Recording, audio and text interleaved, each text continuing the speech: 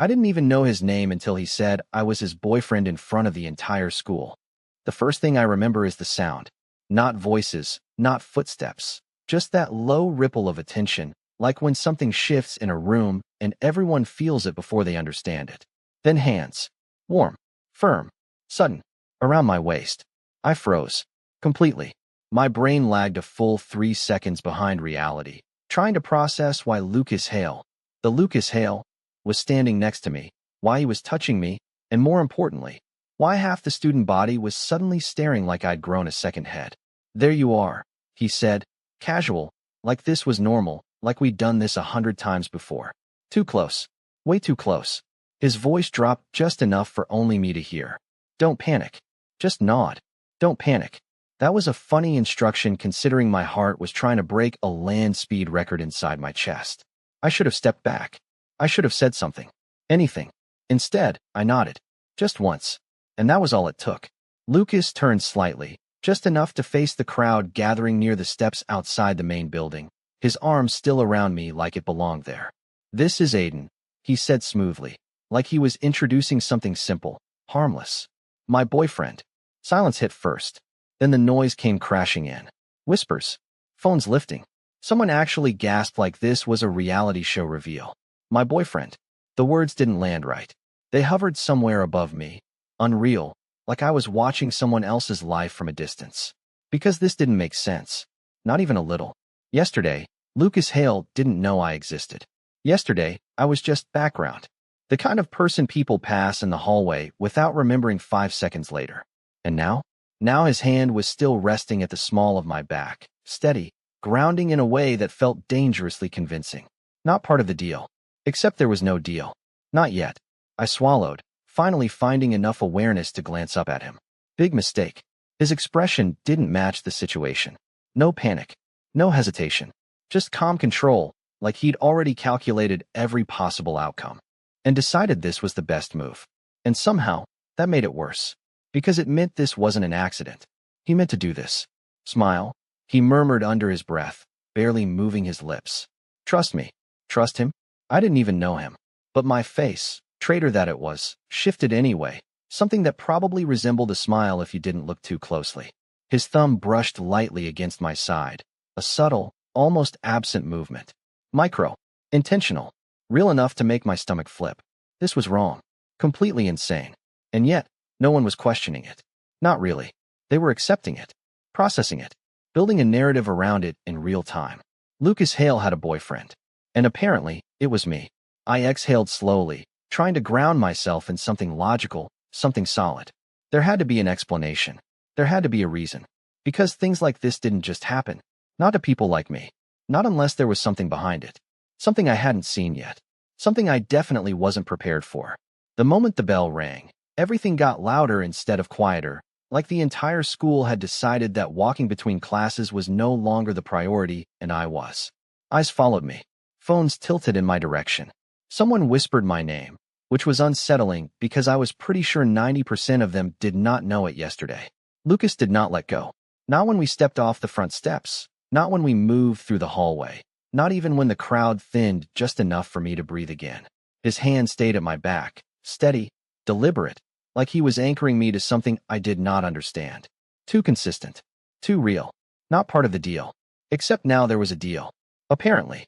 I finally stopped walking halfway down the hall, forcing my feet to cooperate with the part of my brain that had caught up and was now screaming for answers.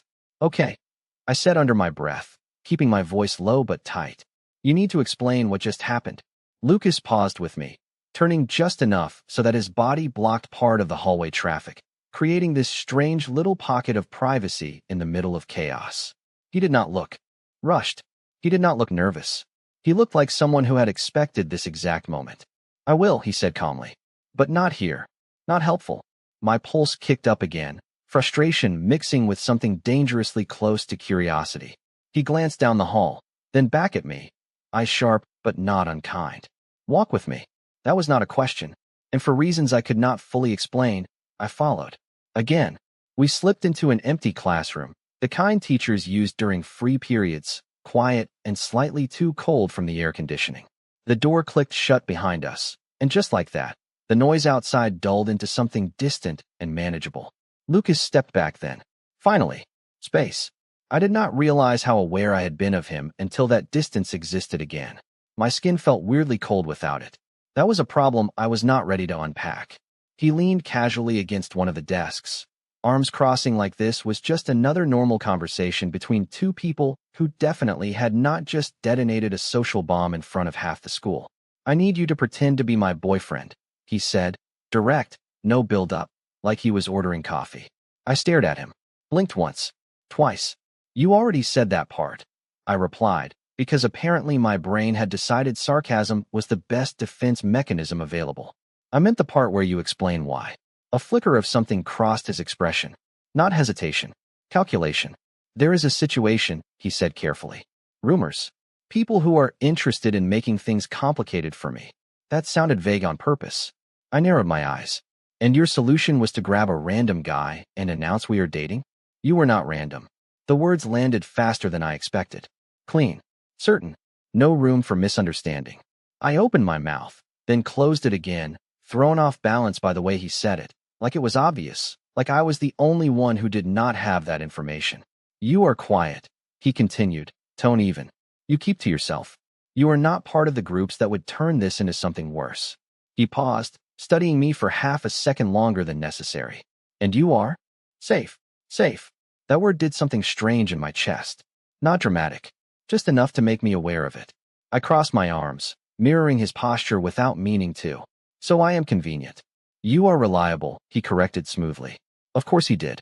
I let out a breath, dragging a hand through my hair, trying to ground myself in something logical again. This was insane, completely unreasonable. And yet, it made a certain kind of sense. Not good sense, but enough. And what exactly does pretending involve? I asked slowly. Lucas pushed off the desk then, closing the distance between us by a step. Not too close, just enough to shift the air again. Controlled. Intentional. Public appearances, he said. Staying close. Letting people believe it. His voice softened slightly, just at the edges. That is all. That is all. Right. Because standing in front of everyone while he called me his boyfriend had felt so simple. I looked at him, really looked this time, searching for something that would make this easier to refuse. Arrogance. Manipulation. Anything. But all I found was that same calm certainty, like he already knew how this would end. And that was the part that unsettled me the most. Because a small, traitorous part of me was already wondering what would happen if I said yes. Fine, I said, and the word came out before I could overthink it, before I could pull it back and pretend I had more sense than this. And Lucas did not smile, not exactly, but something in his expression shifted, like a calculation had just confirmed itself. Fine, I repeated, slower this time, like maybe if I said it twice it would start to sound less insane. But this is temporary. He nodded once, immediate, like that condition had already been built into whatever plan he was running in his head. Temporary, he agreed, and somehow that word felt heavier coming from him, like it carried more meaning than it should. I pointed at him, because I needed something to anchor this conversation in reality. And you explain things. No vague situation answers. If I am doing this, I need to know what I am walking into. You will, he said, calm as ever. I will handle anything that affects you. That was not the reassurance he probably thought it was. It sounded less like protection and more like control, and I was not sure which one bothered me more. Still, I nodded, because apparently I had already committed to this questionable life choice. Okay, I muttered, exhaling slowly. So what now? Lucas glanced at the door, then back at me, and for a split second his gaze softened in a way that felt real. Not calculated, not strategic, just there. Now, he said, stepping closer again, closing that careful distance like it was part of the script, we make it believable. Too close. My brain registered it instantly, the shift in space, the way the air felt different when he was standing less than a foot away, the way my attention locked onto every small detail, whether I wanted it to or not. This was going to be a problem. A big one. Right? I said, trying to sound unaffected and failing just enough that I hoped he would not notice. Believable. That sounds easy. It was not easy. It became very clear it was not easy the second we stepped back into the hallway. The moment the door opened, it was like stepping onto a stage. Conversations dipped. Eyes turned. Someone actually whispered, "That is them." like we were a headline instead of two people just trying to get to class. Lucas did not hesitate. He moved like this was expected, like this was normal, his hand finding my wrist this time, light but intentional, guiding me forward through the crowd. Not gripping, not forcing, just there. Micro, controlled. Stay close, he murmured, just loud enough for me to hear. If you pull away, they will question it. Not helpful. Also accurate. I swallowed and adjusted my pace to match his, hyper-aware of every step, every glance, every tiny reaction from the people around us. This was not just attention. This was scrutiny. Analysis. People were building stories in real time, and we were the center of it whether we liked it or not. A group of girls near the lockers leaned in, whispering rapidly, their eyes flicking between us like they were trying to decode something. A guy from the soccer team raised his eyebrows at Lucas in a silent question that Lucas ignored completely, unbothered, always unbothered. I, on the other hand, was one wrong move away from spontaneously combusting. You look like you are about to run, Lucas said under his breath, not looking at me, his tone almost amused.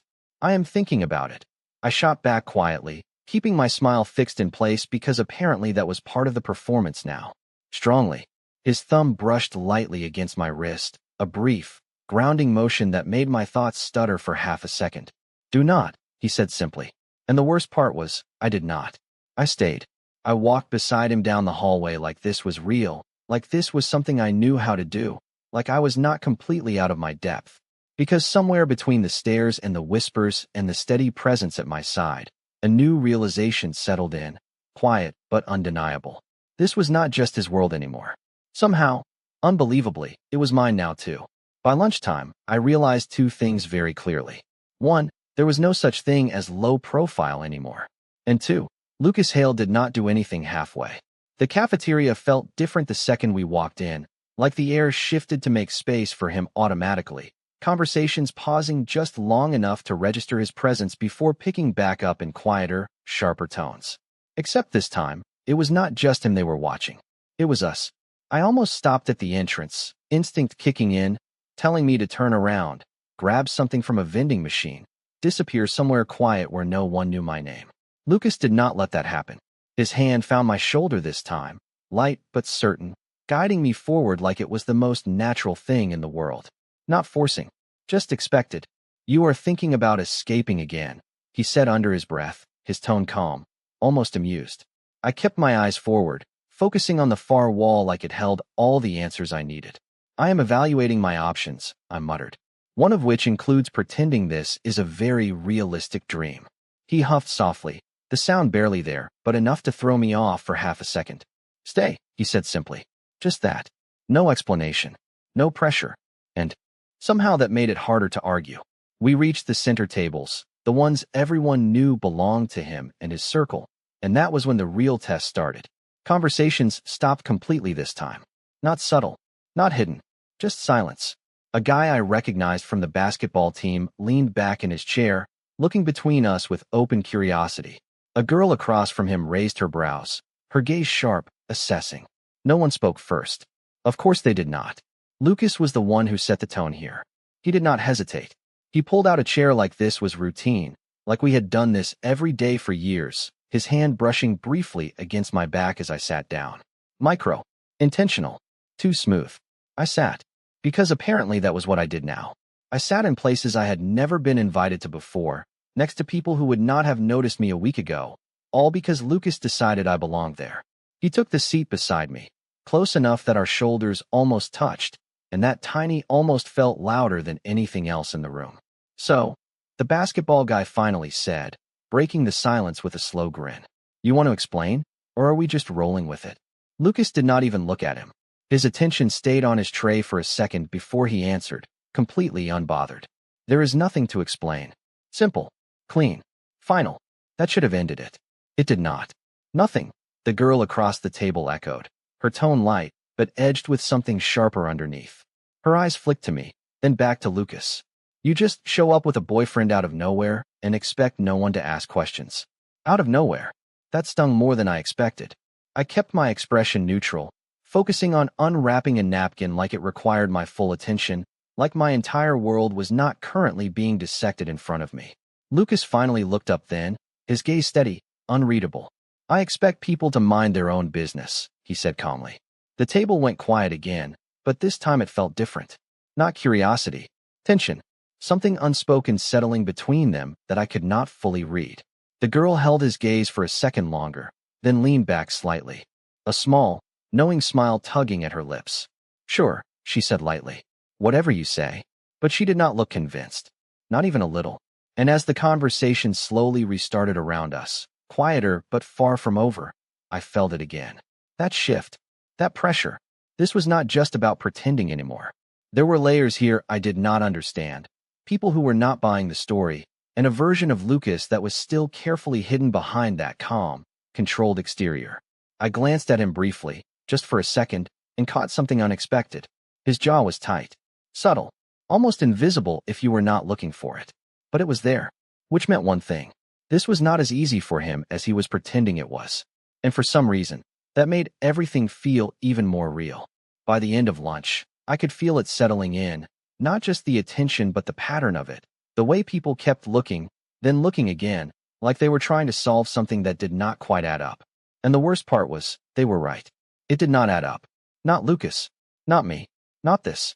I pushed my tray away, appetite gone somewhere between the whispers and the way that girl had looked at us like she already knew something I did not. Lucas noticed immediately. Of course he did. He noticed everything. You barely ate, he said quietly, his voice low enough that it did not carry beyond our side of the table. Not accusing, just observing. I shrugged, pretending it was nothing, even though my thoughts were anything but. I am not really hungry. That was not true. I just could not focus on something as normal as food when my entire life had flipped in less than 6 hours. His gaze lingered on me for a second longer than necessary, like he was trying to read something under the surface, something I was not saying out loud. Then he nodded once, like he had decided not to push. We should go, he said, standing up smoothly. And just like that, the small pocket of attention at the table shifted again, people tracking the movement without even trying to hide it. I stood too, a second slower, still adjusting to the idea that leaving a table like this meant people were watching how I moved, how close I stood to him, whether I hesitated. Everything mattered now. Performance. Always performance. We barely made it halfway across the cafeteria before it happened. Lucas. The voice cut through the noise clean and sharp, not loud, but impossible to ignore. He stopped instantly. So did I? Of course I did. I did not even need to turn around to know this was not just another curious classmate. There was something in the way he held still, something tight and controlled, like this was expected but not welcome. I turned slowly, and that was when I saw her. Tall, polished, the kind of presence that did not need volume to command attention. Her eyes locked onto Lucas first, then flicked to me, quick but precise, like she was assessing, measuring, deciding. You did not answer my texts, she said, her tone even, but there was an edge underneath it that made the air feel thinner. Lucas did not react right away. He just looked at her, expression neutral, unreadable, like he was choosing his response carefully. I was busy, he said finally. Simple. Controlled. Not enough. It was never going to be enough. Her gaze shifted back to me, slower this time, more deliberate. I felt it like pressure, like being pulled into something I had not agreed to be part of. This is new, she said, and it was not really a question. I resisted the instinct to step back, to create space, because I could feel Lucas beside me, steady, unmoving, and I knew pulling away now would break whatever illusion we had built. Not part of the deal. Not allowed. Yes, Lucas replied, calm as ever. One word. Final. She smiled then, but it did not reach her eyes. Interesting timing. There it was. The part one was missing. The reason. The situation. It was standing right in front of me, and I still did not understand it. My chest tightened slightly, not from fear, not exactly, but from that same creeping awareness that I was in the middle of something bigger than I had been told. Lucas shifted then, just a fraction, his shoulder brushing mine, a subtle movement that grounded me before I even realized I needed it. We are leaving, he said, his tone polite but firm, like this. Conversation was already over in his mind. She did not move. Of course she did not. Her eyes stayed on me for one more second, sharp and searching, like she was trying to find something specific, something that would confirm whatever she was already thinking. Then she stepped aside, just enough to let us pass. We will talk later, she said to Lucas, quiet but certain. Not a request. A promise. We walked. Or at least Lucas did, and I matched him because that was what I did now. Stayed close. Stayed in sync. Did not break character. But my thoughts were louder than ever, racing to catch up with the pieces I had just been handed. Rumors. Complications. Timing. And her. Whoever she was not just part of the story. She was the reason it started.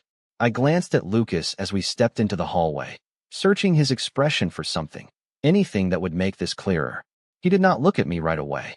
His jaw was tight again, that same subtle tension from before, but stronger now.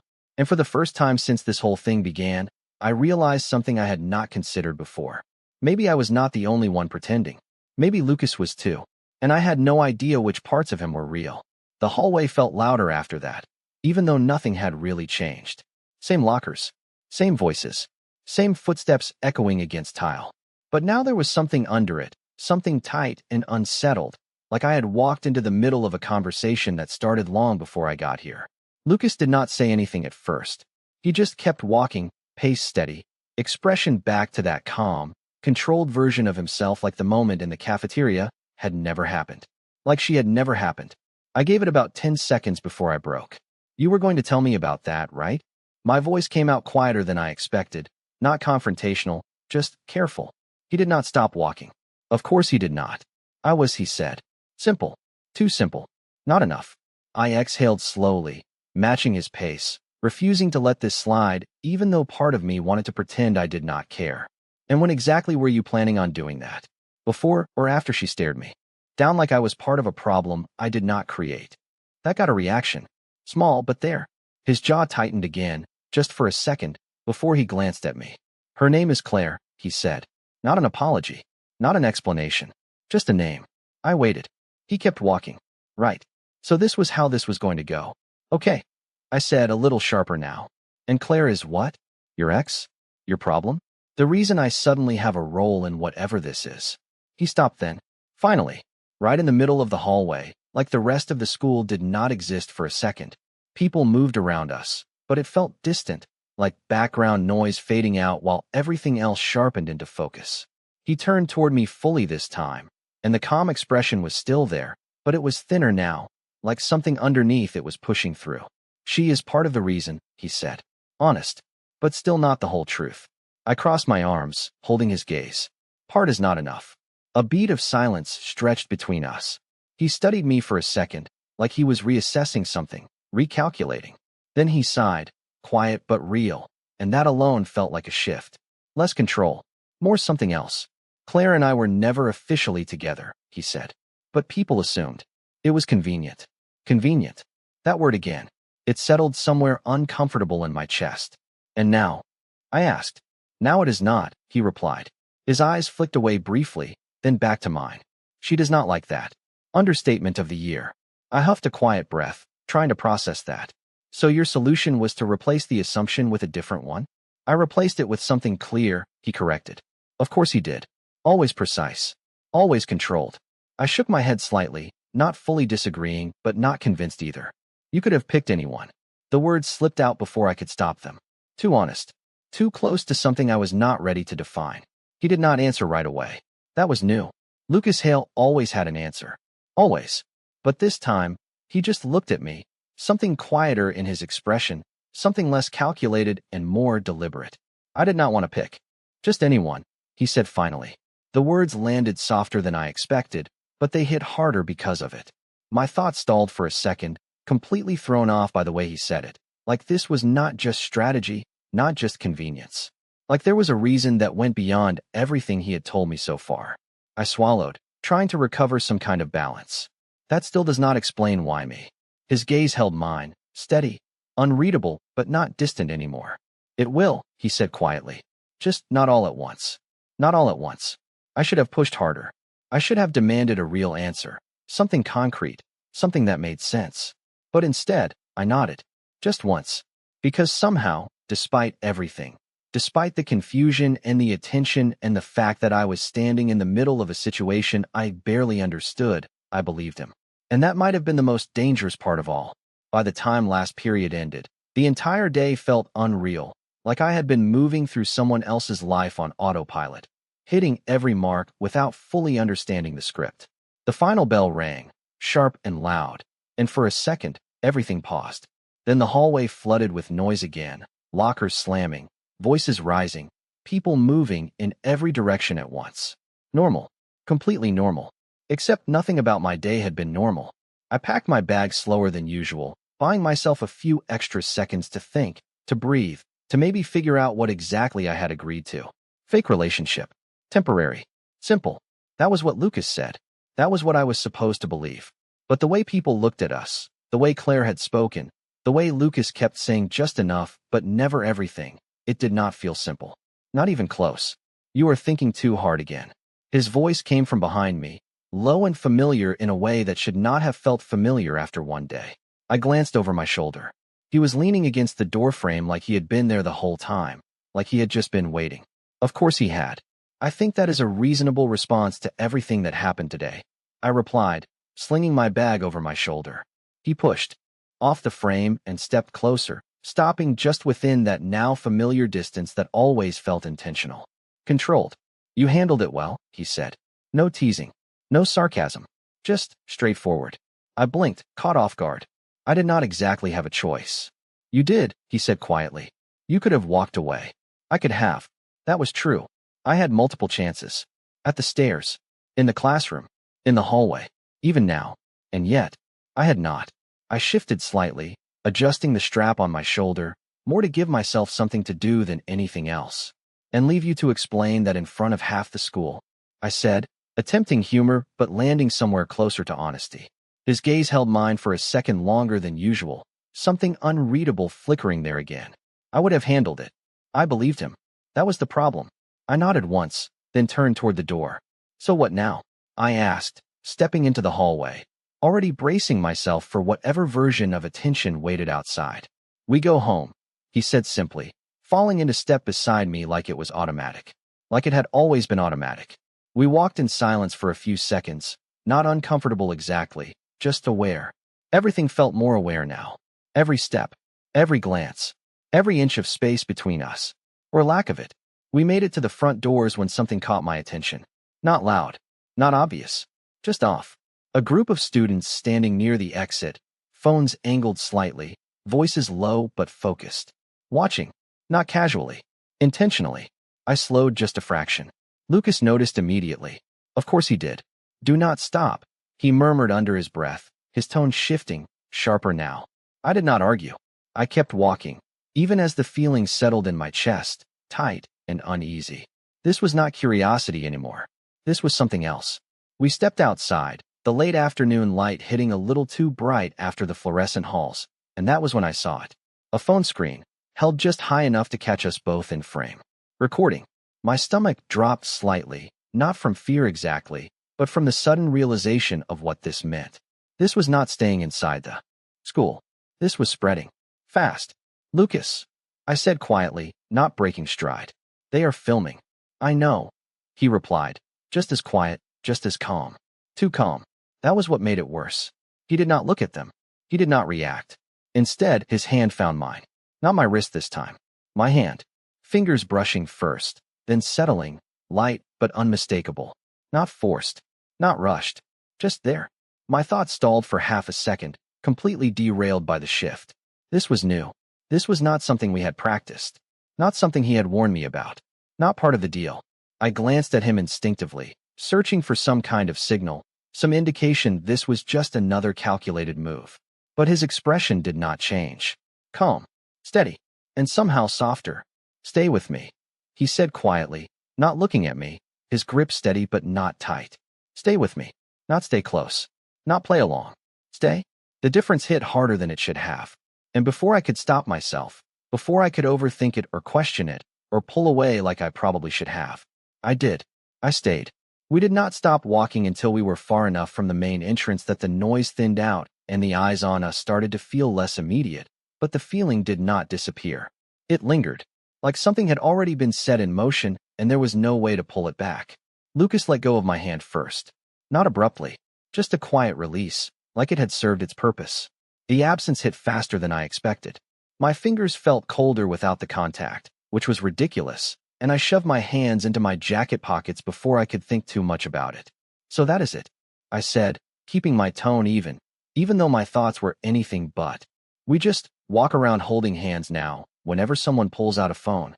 He glanced at me briefly, then back ahead. If they believe it, they stop looking for something else. That answer should have made sense. It did make sense, but something about it felt incomplete. Like it explained the action, not the reason behind it. I slowed slightly, forcing him to match my pace this time. And what exactly are they supposed to be looking for? He did not answer right away. That pause again.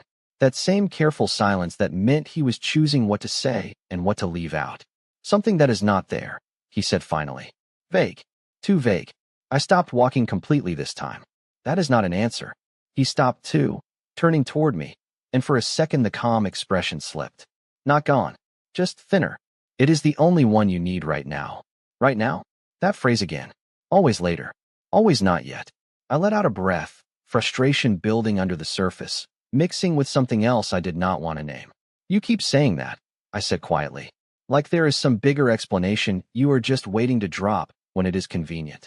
His gaze held mine, steady but not distant. There is, he said. No hesitation. No denial. Just truth. That should have reassured me. It did not. It made everything feel heavier. Because it meant this was not just about rumors or Claire or convenience. There was more. And I was standing in the middle of it without knowing the rules. I shook my head slightly, stepping back half an inch, just enough to create space. You should have told me everything before I agreed to this. There it was. The line I had been circling around all day. His expression shifted again, something quieter settling in, something almost like regret, but not quite. If I had, he said slowly, you would have said no. I opened my mouth, ready to argue, to say that was not true, that I would have made an informed decision, that I would have still. I stopped. Because I did not actually know if that was true. And the fact that I hesitated for even a second said more than I wanted it to. He noticed. Of course he did. His voice softened, just slightly. I needed you to say yes. Needed. Not wanted. Not preferred. Needed. That word landed harder than anything else he had said all day. My chest tightened, not from anger this time, but from something more complicated, something that sat somewhere between confusion and something dangerously close to understanding. That does not make it okay, I said, quieter now. He nodded once. I know. No argument. No defense. Just acceptance. And somehow, that made it worse. The silence stretched between us again, heavier this time, filled with everything that had not been said. I looked away first, focusing on the sidewalk, on the cracks in the concrete, on anything that was simple and real and not this complicated mess I had stepped into. You said this was temporary, I muttered, more to myself than to him. It is, he replied immediately. Too fast. Too certain. I nodded slowly, even though something about that answer did not sit right anymore. Temporary. That was the plan. That was the deal. But the way people were watching, the way Claire had looked at me, the way Lucas kept holding back pieces of the truth, it did not feel temporary. It felt like the beginning of something I did not understand yet. And that was the part that made me uneasy. Because for the first time since this started, I was not just reacting to what was happening. I was starting to care about why. That night, everything felt quieter than it should have. My room looked the same, my desk, my bed, the half-finished assignments sitting exactly where I left them that morning, but none of it felt normal anymore. I dropped my bag onto the floor and sat on the edge of my bed, staring at nothing in particular while my thoughts replayed the entire day on a loop I could not shut off. The announcement. The stairs. Claire. The way Lucas kept saying just enough to pull me in, but never enough to let me understand. Temporary. I leaned back, running a hand through my hair, exhaling slowly like that might clear something in my head. It did not. My phone buzzed against the desk, sharp and sudden in the quiet room. I glanced at it, expecting a notification, maybe a message from someone asking what the hell was going on. It was Lucas. Of course it was. I hesitated for half a second before answering. Like that small delay might somehow give me more control over whatever this was. Yeah, I said, keeping my voice even. Did you get home okay? His voice was calm, familiar in a way that still felt strange after one day. Simple question. Normal. Too normal. Yeah, I replied. You? I did. A brief pause followed, not awkward, just there. I could hear something. Faint on his end, maybe a door closing, maybe movement, but he did not rush to fill the silence. Neither did I. The video is already up, he said finally. Of course it was. I closed my eyes for a second, letting that settle in. Figures. I did not even need to ask which video. I already knew. The front steps. The hand holding. Everything. Out there. Public. Permanent. People will talk, he continued, his tone steady, like he was stating something inevitable instead of something that had the potential to flip my entire life upside down. They already are, I muttered. He did not disagree. Another small pause. Then, quieter. Are you okay? The question caught me off guard. Not because of what he asked, but because of how he asked it. Not strategic. Not calculated. Just genuine. I stared at the ceiling, trying to find the right answer. Something simple, something easy. I do not know, I admitted finally. Honesty slipped out before I could filter it. This is a lot. I know. He said it softly, like he actually did. That should not have mattered as much as it did. I shifted slightly, sitting up again, leaning forward with my elbows on my knees. You said there is more you are not telling me, I said, bringing it back to the one thing that had not stopped bothering me all day. That this is not just about rumors or Claire. Silence. Not empty. Intentional. I could feel him thinking on the other end, weighing something. There is, he said after a moment. Same answer. Same restraint. I let out a small breath, somewhere between frustration and resignation. Then why me, Lucas? I asked quietly. Really? Not the safe answer. Not the convenient one. The truth. The line went quiet again, longer this time, and for a second I thought he might not answer at all. Then, finally, he spoke. Do you remember last winter? The question hit out of nowhere, sharp and unexpected. I frowned slightly, thrown off by the shift. What about it? The day it snowed before school, he said. Everything was delayed. The parking lot was a mess. I searched my memory automatically, pieces clicking into place slowly. Cold air. Ice. People slipping. Rushing. Yeah, I think so, I said. Carefully. Why? Another pause, but this one felt different. Less guarded. More certain. You stayed after, he said. There was a freshman who dropped his bag in the slush. Everyone walked past him. My chest tightened slightly, recognition sparking somewhere in the back of my mind. I helped him pick it up, I said slowly, the memory sharpening as I spoke. It was not a big deal. It was to him. His voice was quieter now, closer, and it was to me. I stilled completely, my thoughts catching up all at once. You were there? I asked, even though I already knew the answer. I was, he said. No hesitation. No distance. Just truth. The room felt different again, like something had shifted into place that I had not even realized was missing. You did not know it was me, he continued. You did not do it for attention. You just did it. Simple. Direct. Real. I exhaled slowly, my mind racing through everything I thought I understood about today and rearranging it piece by piece. So you picked me because of that. I asked softer now. I chose you because I knew who you were, he corrected. Not convenient. Not random. Not safe. Known. The words settled deep, heavier than anything else he had said so far. I leaned back slightly, staring at the ceiling again, but this time it felt different. Less chaotic. More focused. You could have just talked to me, I said after a second, quieter than before. You did not have to do all of this. A small breath came through the phone, almost like a laugh, but not quite. Would you have said yes? He asked. I thought about it. About yesterday. About who I was before all of this started. About whether I would have agreed to step into his world without being pushed into it first. I did not answer right away, because I already knew. Probably not, I admitted. Exactly. There was no smugness in his voice. No satisfaction. Just certainty. The line went quiet again, but it did not feel tense this time. It felt open, like something had finally been said that should have been said from the beginning. So what now? I asked after a moment, the question softer, less defensive than it had been earlier. Now, he said, and for the first time all day, there was no hesitation in his voice, no careful filtering, no holding back. We start over. Start over. Not continue. Not pretend. Start. I closed my eyes for a second, letting that settle in, letting the weight of everything shift into something new, something uncertain, but not entirely uncomfortable. For real? I asked quietly. A beat. Then, just as steady as before, for real. And for the first time since this whole thing began, the idea of staying did not feel like a mistake.